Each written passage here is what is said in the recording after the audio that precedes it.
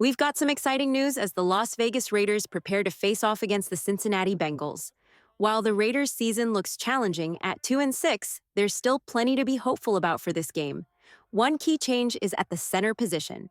Andre James will not be playing, which gives Jackson Paris Johnson a chance to shine. Although this isn't a long-term switch, it's a great opportunity for him to show what he can do against the Bengals. And here's the thing, the Bengals haven't been great at stopping the run. So this game could allow the Raiders to have some real success on the ground.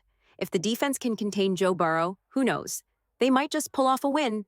Now, the Bengals are a strong team. They're eyeing a playoff spot and looking to get back to a winning record.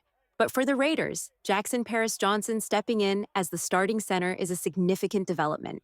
He's performed well at guard, but he's really impressed at center. In just 14 snaps last week, he made some standout plays. If he continues to play well, he could become one of the top centers in the NFL by the end of the season. I'm eager to see how he performs this week. When Johnson took over last week, the Raiders' offensive line seemed to improve, especially in how Gardner Minshew could manage the pocket. A quarterback needs space to step up and throw, and with Johnson in there, the inside pressure seemed to disappear. This is crucial because if a quarterback can't step up in the pocket, they're forced to throw quickly or check down instead of waiting for deeper routes to develop. Last week, with Paris Johnson playing, there was much less pressure up the middle.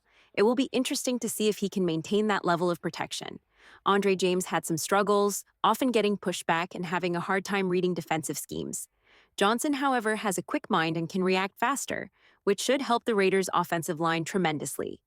Also, we're excited to welcome Dylan PM back to the lineup. If he plays right guard and Johnson is at center, along with Jordan Merritt at left guard and DJ Glaze at tackle, this could be the best offensive line the Raiders have fielded all season.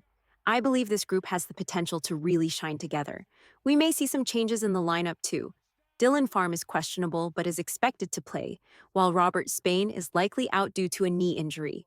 This means Divine Diablo will take charge of the defense. We'll also see who steps up in the linebacker role. Will it be Tommy Eichenberg or Amari Gaynor?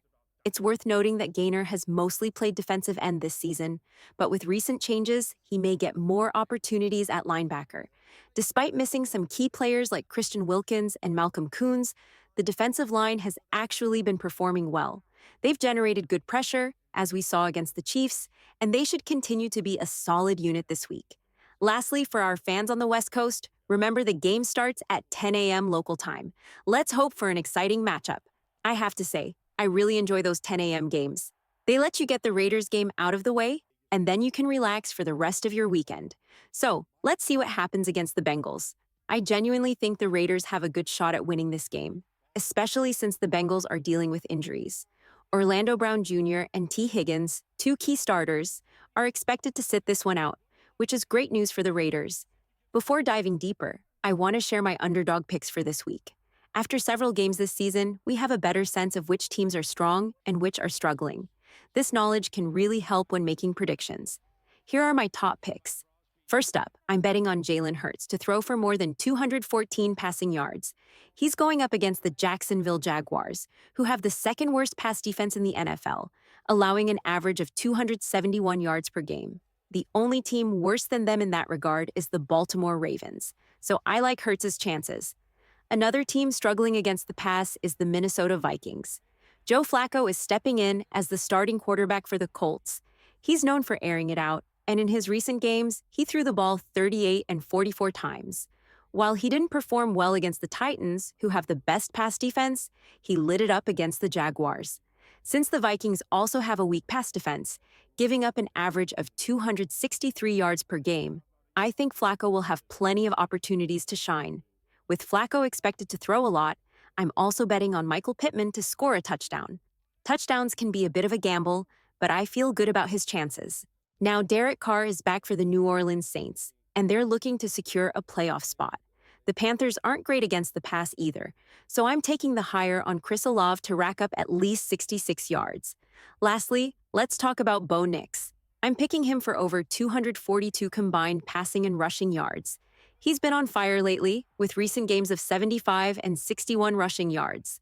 The Baltimore Ravens, who he's facing, have a poor pass defense right now, so I think he'll reach that mark easily. I usually don't go this high with my bets, but I'm feeling confident about these picks, so I'm putting down $25 for a chance to win $810. If you think you can do better, feel free to share your own picks using my link in the comments. Let's connect on Twitter to discuss. Returning to the Raiders, having both Orlando Brown and T. Higgins out is definitely a plus for us. Brown is a solid tackle, and Higgins is a key receiver. This makes it easier for the Raiders' defense to focus on Jamar Chase, who is a standout player, but with limited support around him, the Bengals' offense has been pretty average this season. The Bengals are 3-5 for a reason. Their offensive line isn't very strong, especially with Cody Ford likely filling in at left tackle. Rookie Darius Mims has struggled this year, so the Raiders should be able to apply pressure on the Bengals quarterback. While the Bengals do have some defensive talents like B.J. Hill, Sam Hubbard, and Trey Hendrickson, their run defense ranks among the bottom 7 in the league.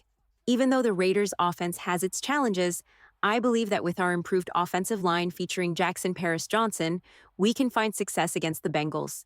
It should be an interesting matchup, and I'm excited to see how it all plays out.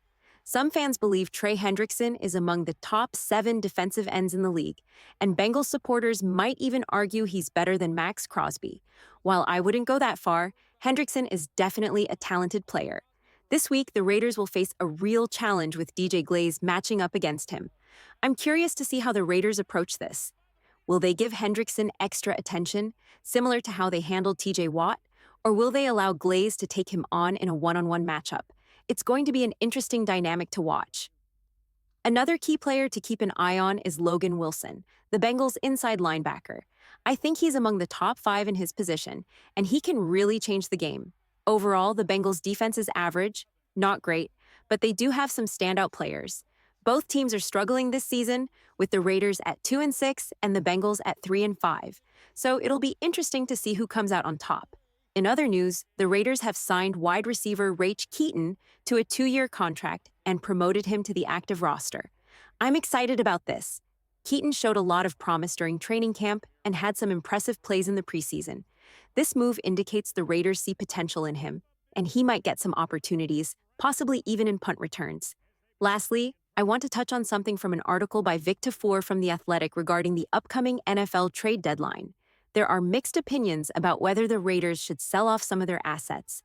Some fans suggest trading Colton Miller or even Max Crosby, which I don't agree with at all. There are also players on one-year contracts like Malcolm Brown and Adam Butler, who could be tempting to trade for future picks.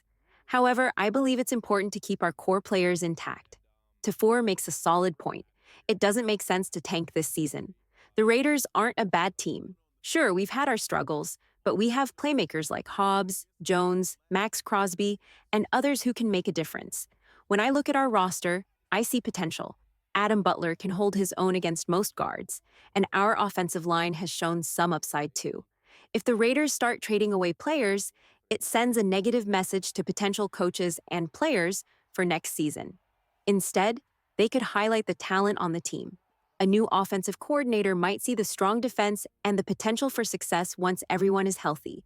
With a high draft pick, they could select a quarterback and add more talent around him. Overall, I believe it's crucial for the Raiders to focus on building and winning rather than tearing things down. The franchise has a solid position with salary cap space and a mix of young and experienced players. We need to keep our core together, and trading away key players like Colton Miller wouldn't be a smart move. Now, regarding trades, we have to be cautious. Finding a player like Christian Darrisaw is incredibly challenging. Opportunities to draft a top-tier tackle don't come around often. The chance the Raiders had to select Darrisaw instead of Alex Leatherwood was a rare one. Missing out on that means you might not get another opportunity like it, especially in the upcoming draft. If the Raiders were to trade Colton Miller, who currently plays left tackle, and then DJ Glaze doesn't pan out, you could end up needing to replace both tackles. Some fans suggest trading Miller for a third-round pick, but that doesn't make sense. Miller is not easily replaceable. He's still a top 15 tackle in the NFL, which is a valuable asset to have. Importantly, Miller isn't one of the highest-paid offensive tackles. He doesn't command top-tier money, so his contract isn't a burden on the team's cap. For these reasons, I believe the Raiders should stand pat rather than selling. Similarly, trading for players doesn't seem wise unless a standout opportunity arises, like if the Cowboys decided to move on from Dak Prescott, and the Raiders thought he could elevate the team. Overall, I'm not in favor of trading Colton Miller or Max Crosby. Even a player like Jacoby Myers might be on the table for the right offer, but I'm not interested in dismantling our roster for draft picks. I'd love to hear your thoughts on the Bengals game. Would you trade or sell if given the chance? Let me know in the comments below. Don't forget to give this video a thumbs up, subscribe, and I'll see you next time.